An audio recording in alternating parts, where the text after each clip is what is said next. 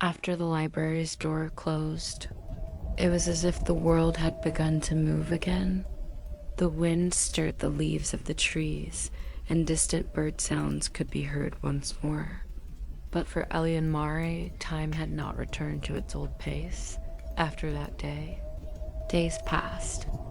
3 days, maybe 4. Elian woke up in the old stone-covered house where he was staying, stood silently by the window for long stretches of time, and stared into the distance without doing anything. He slept, but he did not wake up rested. When he closed his eyes, he could still sense the scent of that library.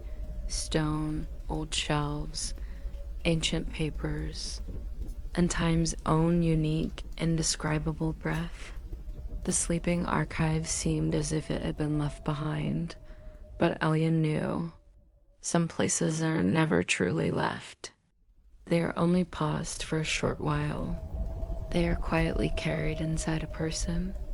That morning, as the sun began to rise into the room again, Elian woke up but did not want to get out of bed. He stared at the ceiling, lost in deep thought, and then he noticed it, the object resting on his table. A small, plain book with a wooden cover. He did not remember when he had placed it there. In fact, he wasn't even sure how he had brought it with him, but he was certain. This book had come from the library with him. Elian slowly sat up. The room was wrapped in silence. He took a few steps toward the book. Each step felt as though it was awakening something within him. The book's cover was still blank. No title, no symbol, no mark. Nothing at all. But Elian knew that this emptiness was not ordinary. When he placed his hand on the book, he felt as if time stopped for a brief moment. The sounds in the room faded. The wind fell silent. Distant noises disappeared, and the book began to warm slightly. Elian slowed his breathing. His heart did not race. On the contrary, he felt a deep sense of calm. This book did not frighten him. This book was calling him. He slowly opened the cover. The first page was blank, the second page as well, the third, the fourth. Elian did not rush, because there was something he had learned in the library. Some things are not read. They reveal themselves in time. And at that moment, faint writing appeared in the center of the page, as if it had been written not with ink, but with breath. Elian Mare. Elian flinched, but it was not fear. Seeing his name written like this made him feel that he was in the right place. The rest of the page slowly revealed itself. This book remains silent for those who rush, but for those who wait, it speaks. Elian did not close the book, but he did not continue reading either. He simply waited.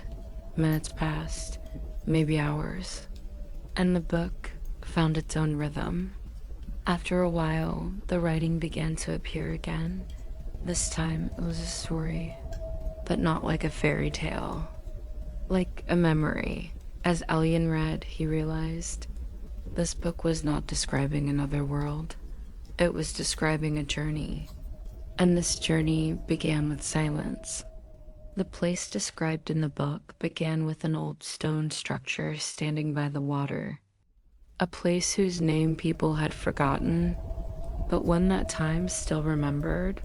As Elian moved through the lines, he noticed his breathing change. The book was not pulling him inside. It was slowly sitting beside him. As he read, the light in the room softened. The walls began to seem farther away, as if the room itself were expanding, and Elian was no longer just reading. He was listening. The book had gained a voice, but it was not loud. It was a whisper, as if a very old archivist was sitting at the same table, speaking to him in a calm voice. Elian Mare.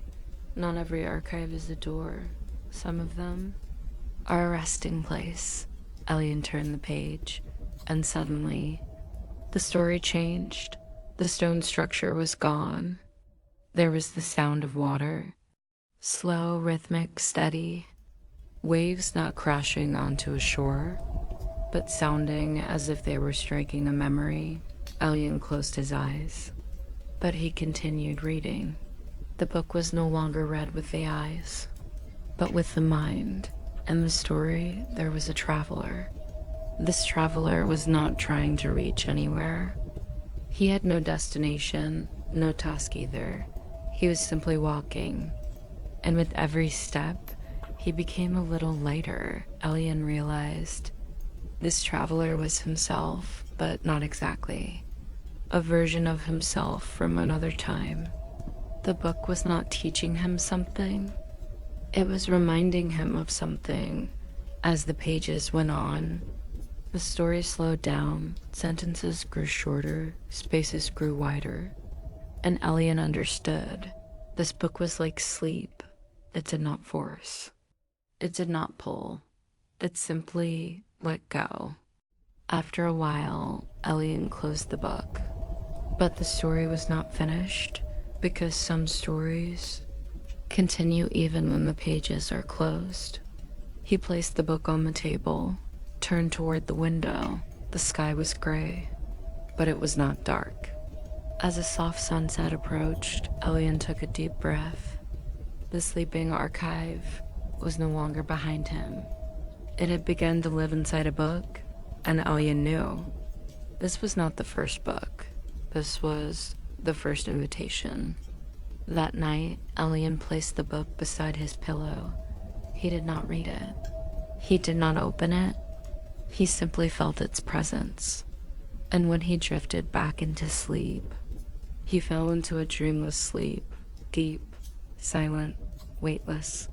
The sleeping archive for Elian Mare had breathed once more. And this journey was only beginning.